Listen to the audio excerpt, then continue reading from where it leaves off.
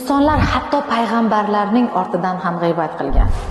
Sizni hamma yaxshi ko'radigan bo'lib qolishini xohlaysizmi?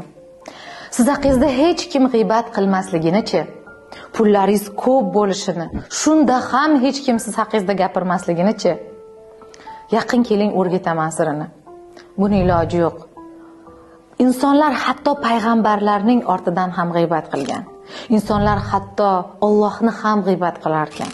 Nima uchun qaynonangizdan xafa bo'lasiz? Nima uchun dugonangizdan, atrofingizdagi yaqinlaringizdan xafa bo'lasiz?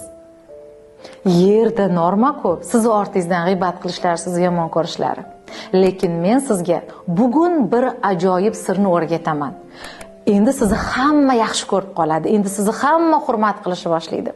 Izohlarda 3-7 sonni qoldiring. 7 kunlik men boyman deb nomlangan marafonimga start berish arafasidaman. Sizga havolani jo'nataman. Havola orqali Telegram sahifamga o'tib oling.